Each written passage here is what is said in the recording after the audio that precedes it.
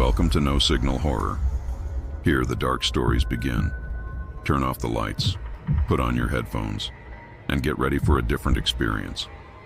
If you want the horror to reach you first, subscribe to the channel, hit like, and become one of the darkness lovers. The screen flickers.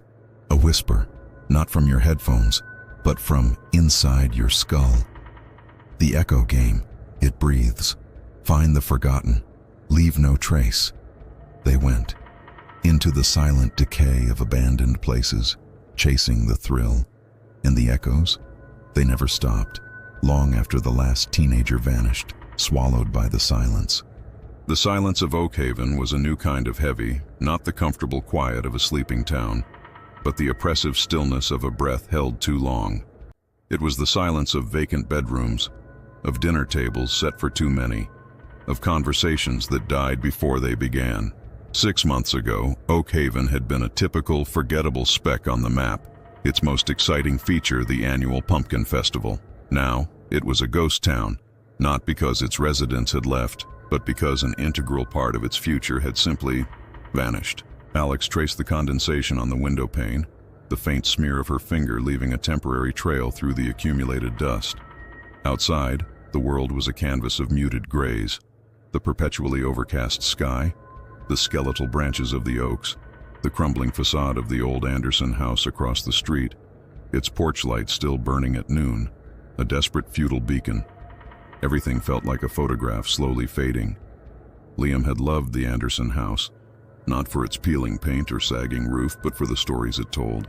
He'd seen the beauty in decay, a romantic, misguided notion that Alex had always found endearing, if a little naive. Now, that same decay felt predatory, like the natural order had been twisted, the forgotten places reaching out, not just for the past, but for the living. It had started subtly, as these things always do. A whisper, a trend, an internet challenge. The echo game, it was called. Harmless, Liam had insisted, eyes alight with that particular teenage blend of bravado and curiosity. Just exploring, Alex. Finding forgotten beauty, documenting history. He'd said it with the conviction of a young explorer setting off on a grand adventure, not a boy playing a dangerous game on his phone. Alex remembered the first time Liam had mentioned it, 6 months ago, almost to the day. They were in the kitchen, Liam hunched over his laptop, headphones clamped to his ears, a half-eaten bowl of cereal forgotten beside him. "You wouldn't believe what some of these places are like," he'd said, pulling off one earphone.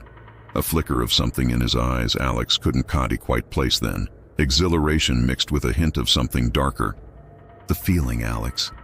It's like the walls are breathing secrets." Alex, engrossed in a textbook, had grunted, vaguely amused. "Just make sure those secrets don't involve rusty nails or rabid raccoons, Lee." Liam had just grinned, dismissing her older sisterly concern with a wave. "It's about the atmosphere. The echoes of lives lived. It's not about being reckless." The echo game, as Alex would later piece together from fragmented whispers and cryptic forum posts, wasn't about conventional recklessness. It wasn't about daring feats or dangerous stunts. It was about presence. About finding abandoned places, old factories, derelict hospitals, forgotten farmhouses, crumbling estates, and simply being there. Recording the silence, the sounds of the wind, the creaks of old timbers. The challenge aspect was ostensibly about finding the most isolated, the most haunted locations, and documenting the experience, earning points, gaining followers, ascending levels within the game's mysterious, decentralized network. At first, it had seemed innocuous. A group of Liam's friends, a tight-knit circle of 5, including Maya Rodriguez, the quiet artist, Ben Carter, the school's star athlete, Chloe Davies, the bubbly social media enthusiast, and Sam Miller, the tech whiz, were all playing it. They'd post grainy atmospheric photos, short videos of empty rooms, dust motes dancing in shafts of light.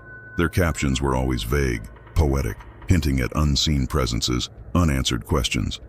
"The whispers are louder here," Chloe had once posted from an abandoned church, a shaky video showing only a stained glass window. Alex's parents, Mr. and Mrs. Miller, had been oblivious. They saw Liam's screen time as a normal teenage phase, his fascination with urban exploration a harmless hobby. "He's just being creative," her mother had said, pouring Alex another cup of coffee. "At least he's not getting into trouble." The irony now was a bitter pill Alex couldn't swallow. The first disappearance was Ben Carter. He'd gone to the old Oakhaven textile mill, a hulking skeleton of brick and broken glass that had dominated the town's skyline for a century before its closure. He'd posted a picture, a selfie, grinning nervously, the decaying machinery a looming backdrop. "Level 3 achieved," the caption read. "The echoes are getting clearer." That was Friday night. By Sunday morning, when his parents couldn't reach him, and his car was found still parked outside the mill's rusted gates, panic began to ripple through Oakhaven. The police initially treated it as a runaway. Ben was a high school senior, a few months shy of 18. Teenage rebellion, they'd theorized. But his phone was in his car. Dead. No note, no struggle. Just an empty, echoing building and a baffled police force. Then, 3 days later, Maya Rodriguez. She'd been obsessed with the old Blackwood Manor, a sprawling Victorian monstrosity that sat at the end of a long, overgrown driveway, rumored to be haunted by the original owner's mad wife. Maya had posted a time-lapse video of shadows crawling across the manor's dusty ballroom floor. Her caption, "Level 4. They're inviting me in. I can almost hear their stories." Her parents reported her missing less than 12 hours after the post. Her backpack, containing her sketching pad and a half-eaten granola bar, was found inside the manor's drawing room, laid neatly on a chaise lounge. No forced entry, no signs of struggle, just another ghost in the house of ghosts. Fear, cold and insidious, began to grip Oakhaven. Suddenly, parents were monitoring their children's online activity with a zeal previously reserved for academic performance. The Echo game was singled out, villainized, banned from every device in every household. But the whispers, Alex knew, weren't just on the screen. Liam became withdrawn, his usual boisterous energy replaced by a simmering intensity. He'd lock himself in his room, the faint glow of his laptop screen illuminating his face in the dark. Alex would hear him talking, sometimes in hushed tones, but whenever she approached, the sounds would cease, and he'd just be staring at his screen, an unreadable expression on his face. He'd swear he wasn't playing the Echo game. Not anymore. "It's stupid, Alex," he'd insisted too quickly. "I deleted it." But his eyes, when he thought she wasn't looking, held a familiar, distant gleam. 2 weeks after Maya, Chloe Davies disappeared. She'd gone to the abandoned Oakhaven orphanage, a place notorious for its unsettling history of neglect and whispers of child cruelty. Her last post was a voice recording, just static at first, then a faint, distorted chorus of children's laughter, chillingly innocent and utterly out of place. "Level 5 reached," her caption read. "They want to play. Forever." Her phone was found on the dusty floor of the orphanage's playroom, still recording, the laughter fading into silence. That was when the world took notice. A small town's tragedy became a national headline. Mass hysteria began to fester. Police presence escalated. Federal agents arrived. Psychics, conspiracy theorists, and true crime YouTubers descended like vultures. But there were no answers. Just the chilling, repetitive pattern, an abandoned location, a last cryptic post, and then nothing. 6 teenagers now, gone without a trace, swallowed by the liminal spaces they sought. Liam was the 7th. Alex remembered the night as a blur of frantic phone calls and a primal scream that had torn from her mother's throat. Liam had slipped out of the house after everyone was asleep. His window was found ajar, a small note pinned to his pillow. "Don't worry, Alex. I'm just going to listen. I need to understand." His phone was found in his room, tucked under his pillow, its screen displaying a static image of the old Oakhaven Sanatorium, a formidable decaying structure on the outskirts of town, infamous for its past as a mental institution. It was a place even the most hardened thrill-seekers tended to avoid. The image was grainy, distorted, as if seen through a warped lens. And beneath it, a single line of text, not a caption, but embedded within the image itself. "Welcome to Level 6. The architect is waiting." The sanatorium had been scoured, of course. For weeks. Nothing. Just the vast, empty rooms, the peeling paint, the echoes of forgotten suffering. Liam, like the others, had simply vanished into thin air. Alex hadn't cried in weeks.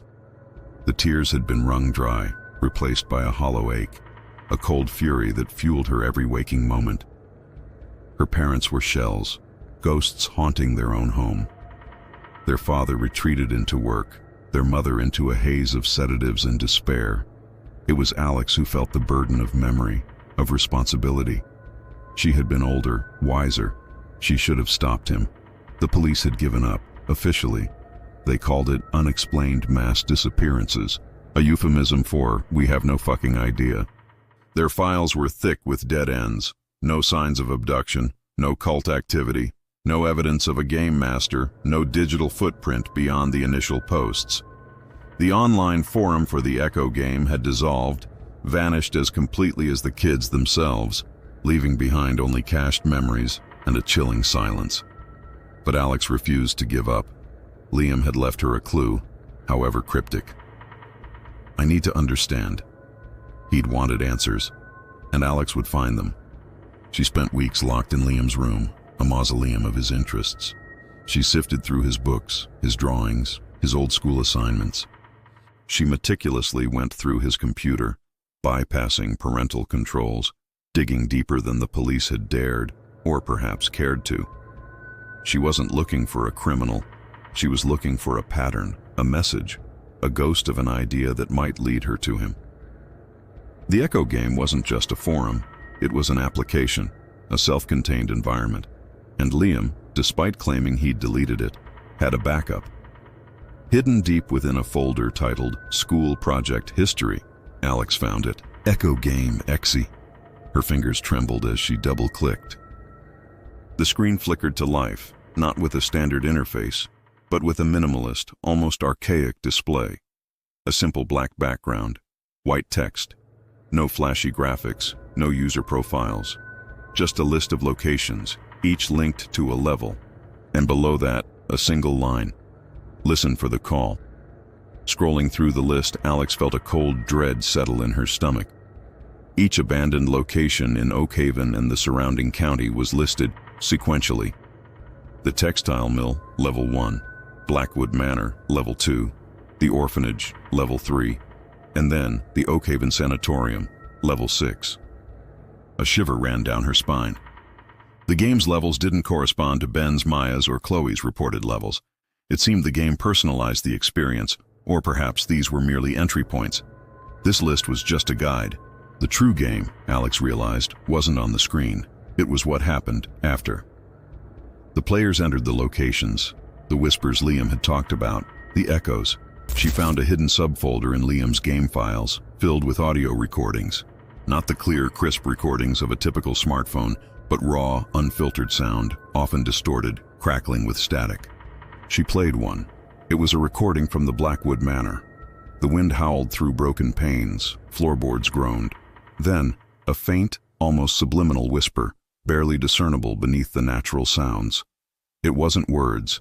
It was like a sigh, a hum, a low thrum that seemed to vibrate directly in her chest. Then another, from the orphanage. The same ambient sounds, but this time the whisper was clearer, a breathy, prolonged syllable, stretched and warped, like a sound played backward and then forward simultaneously. It was deeply unsettling. And then, the last recording, labeled simply, Sanatorium Night. Alex hesitated, her finger hovering over the play button. This was where Liam had gone. This was what he had been listening to. She took a deep breath, the stale air of Liam's room suddenly feeling thick, heavy. She pressed play, static, wind, the distant, mournful hoot of an owl. And then, a sound that made the hairs on Alex's arm stand on end. Not a whisper this time. It was a sound like dry leaves skittering across a vast, empty space, but deeper, somehow more resonant, like ancient bones shifting in the earth. It rose and fell, punctuated by a faint, rhythmic thump-thump, like a slow, deliberate heartbeat. But it wasn't a heartbeat. It was too deep, too resonant, too unnatural. It was the sound of something immense, something alien, moving. And then, a voice. Not Liam's, not human. It was a low, guttural murmur, utterly devoid of inflection, yet imbued with an ancient, chilling authority.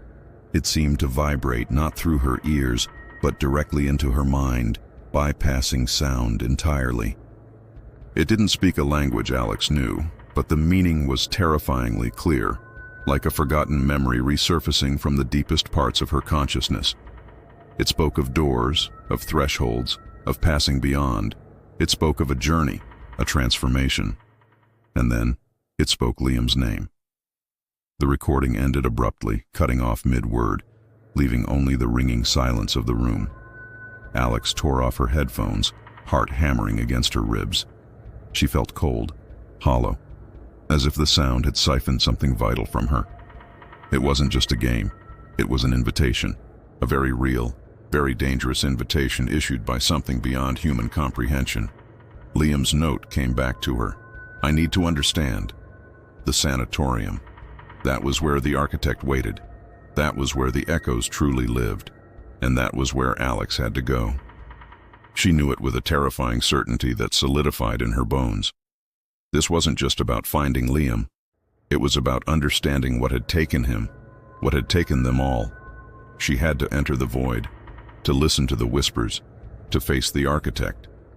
Against every logical instinct, against the desperate pleas of her parents, against the warnings from the police, Alex prepared.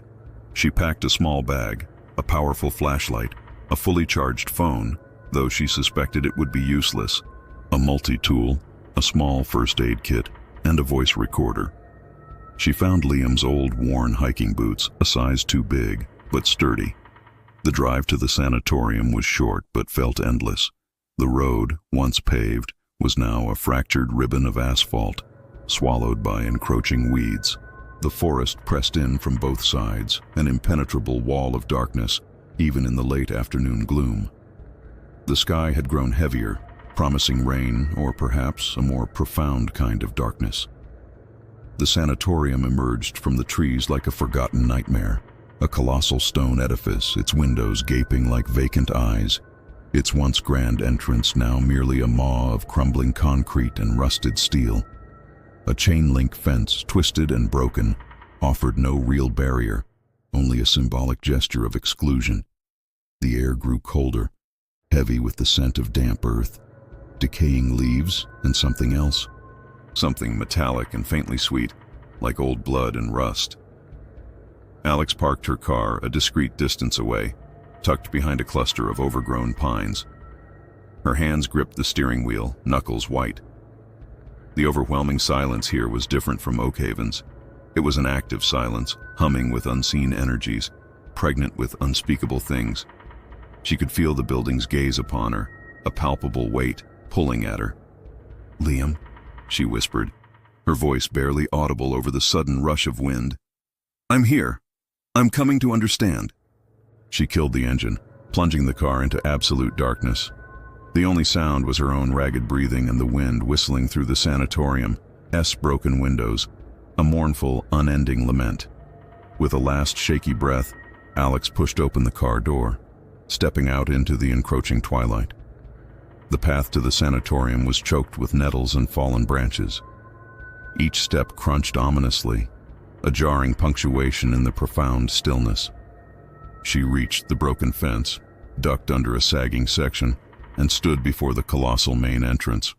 The heavy wooden doors, once magnificent, now hung askew, one ripped from its hinges, leaning precariously against the frame. A dark, yawning void beckoned. Taking out her flashlight, Alex clicked it on. The beam cut a shaky path into the blackness, revealing only dust motes dancing in the air, suspended in the vast, empty space beyond the threshold. The cold emanating from within was bone-chilling, deeper than the late autumn air.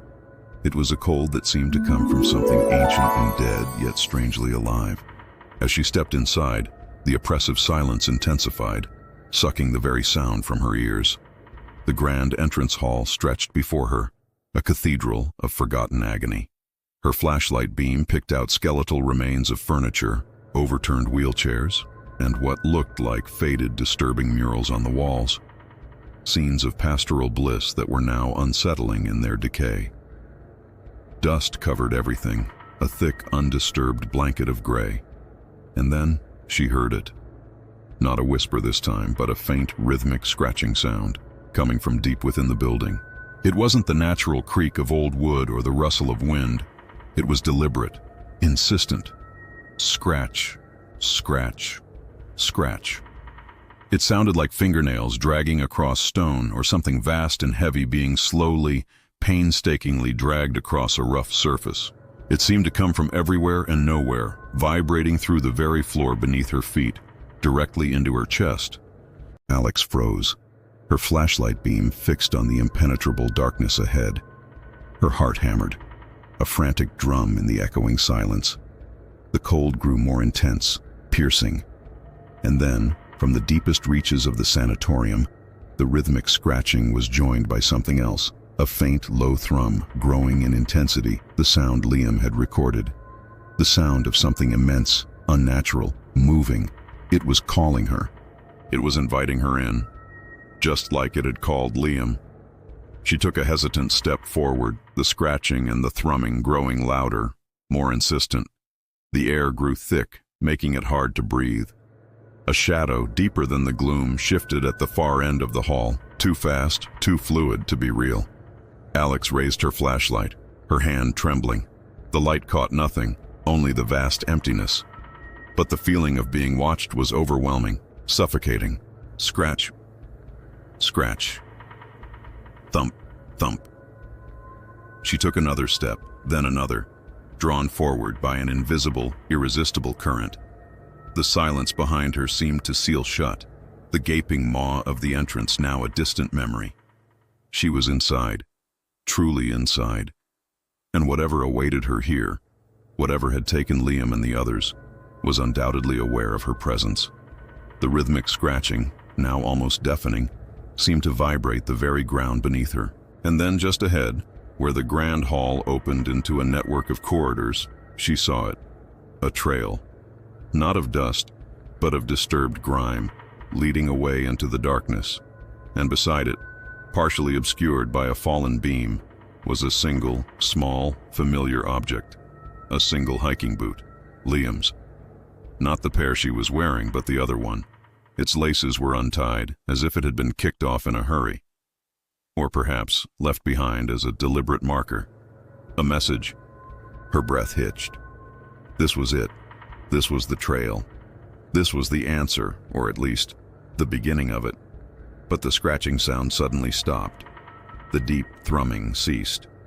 The silence that descended was absolute, profound, and utterly terrifying. Alex stood in the oppressive darkness, her flashlight beam trembling on the abandoned boot, a solitary beacon in a sea of unknown horrors. She was alone, in a place that refused to be alone, and the architect was waiting. She could feel its breath, cold and ancient, on the back of her neck. The silence was a presence, colder and heavier than any sound could be. It pressed in, filling every void, every crevice, every empty space in Alex's lungs. Her flashlight beam, a fragile needle of light, trembled on Liam's abandoned boot, refusing to stray, as if the unknown horrors lurking just beyond its reach would become real if acknowledged. The cold breath on her neck was no longer a sensation but a certainty. The architect was not just aware, it was here. It had been waiting. A faint, almost imperceptible hum began to vibrate through the cavern floor, a deeper thrum than before, resonating in her very bones. It wasn't sound so much as a pressure, a shift in the fabric of the air itself. The darkness around her seemed to deepen, to take on mass, the shadows coiling and uncoiling like unseen limbs. She knew, with a primal certainty that bypassed rational thought, that the architect was not a creature of flesh and blood, but something far more vast, more ancient, more terrifyingly fundamental. It was the mountain, the labyrinth, the very essence of stone and darkness given horrific purpose. Yet, compelled by a desperate, agonizing hope, she forced herself to move. The grime trail, almost swallowed by the encroaching shadows, was her only anchor. Step by agonizing step, she followed it, deeper into the maw. The grand hall tapered, the rough-hewn passage narrowing, twisting, the walls closing in like a tightening throat. The air grew thick, damp, laden with the scent of wet earth, iron, and something else. Something sickly sweet and utterly alien, like rot in a dream. Then the passage opened into a vast cavernous space, so immense her flashlight beam was swallowed before it could reach the opposing walls. But in the immediate foreground, illuminated by her frantic sweeping light, she saw them. Or rather, it. This was the architect's true work, not bodies, not scattered remains, but forms, humanoid shapes, distended and grotesque, emerging from the very rock walls, the floor, the ceiling. They were not merely trapped. They were integrated. Faces contorted in silent eternal screams were part of the natural striations of the stone. Limbs, stretched and thin, merged seamlessly into gnarled columns. Eyes, wide and hollow, stared out from sections of rough-hewn rock, filled with a consciousness too long held, too awful to bear. Liam, his face, unmistakably his, peered from a section of wall directly ahead, his features blurred at the edges as if dissolving into the stone. One hand, still recognizable, reached out, fingers splayed, the tips of them already part of a crystalline growth. His mouth was open, a black cavity, but no sound escaped. There were others too, indistinct, less formed, yet still undeniably human, woven into the grotesque tapestry of the living rock. They weren't dead. They were present, preserved, incorporated. They were the architect's building blocks, its terrible, conscious material. The realization struck Alex like a physical blow, stealing her breath, curdling her blood. This was the scratching, the thump-thump. It wasn't a creature making noise. It was the mountain building itself, reforming, consuming, designing, with the flesh and bone of the lost.